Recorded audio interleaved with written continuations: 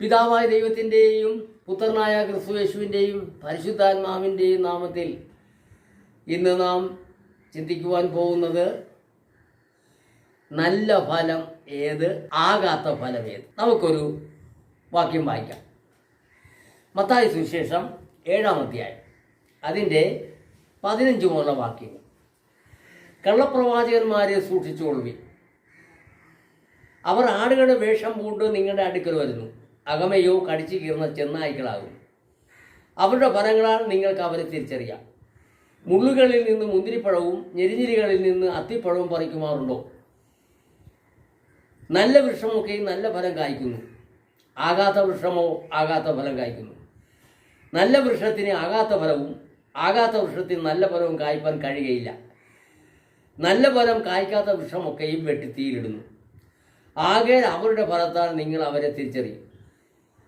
എന്നോട് കർത്താവേ കർത്താവേ എന്ന് പറയുന്ന ഏവനുമല്ല, സ്വർഗസ്ഥനായ എൻ്റെ പിതാവിൻ്റെ ഇഷ്ടം ചെയ്യുന്നവൻ അത്രേ സ്വർഗരാജ്യത്തിൽ കിടക്കുന്നത്.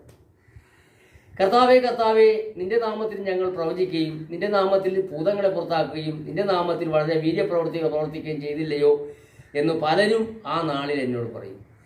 ഞാൻ അവരോട്, ഞാൻ ഒരു നാളും നിങ്ങളെ അറിഞ്ഞില്ല, അധർമ്മം പ്രവർത്തിക്കുന്നവരെ എന്നെ വിട്ടുപോകുവിൻ എന്ന് തീർത്തു പറയും. ആകയാൽ എൻ്റെ ഈ വചനങ്ങളെ കേട്ട് ചെയ്യുന്നവരൊക്കെയും പാറമേൽ വീട് പണിത ബുദ്ധിയുള്ള മനുഷ്യരോട് തുല്യരാകും. പ്രിയപ്പെട്ട സഹോദരി സഹോദരന്മാർ, നമുക്കിവിടെ ചിന്തിക്കുവാനുള്ളത് നമ്മുടെ രക്ഷകനും നമ്മുടെ വീണ്ടെടുപ്പുകാരനും നമ്മുടെ കർത്താവായ യേശുക്രിസ്തുവാണ് ഈ വ്യക്തമായ ഒരു കാര്യം പറഞ്ഞിരിക്കുന്നത്.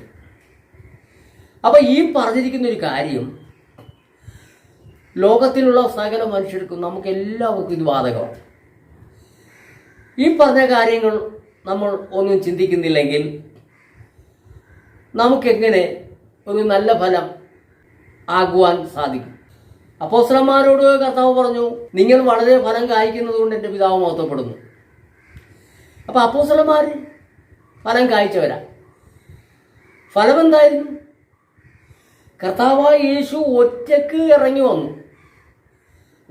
ഇറങ്ങി വന്നിട്ട് കടപ്പുറത്ത് ഗലീല കടപ്പുറത്ത് വല നന്നാക്കിക്കൊണ്ടിരുന്ന തൻ്റെ ശിഷ്യന്മാരെ വിളിച്ചിട്ട് പറഞ്ഞു, നിങ്ങൾ ഇന്നു മുതൽ മനുഷ്യരെ പിടിക്കുന്നവരാവും. അപ്പം അവർ എന്തു പിടുത്തക്കാരായിരുന്നു? അവർ മീൻപിടുത്തക്കാരായിരുന്നു. ആ മീൻപിടുത്തക്കാരായ അവരെ വിളിച്ചിട്ട് പറഞ്ഞു, നിങ്ങൾ ഇന്നു മുതൽ മനുഷ്യരെ പിടിക്കുന്നവരാവും. കർത്താവായ യേശു ഒറ്റയ്ക്കാണ് വന്നത്.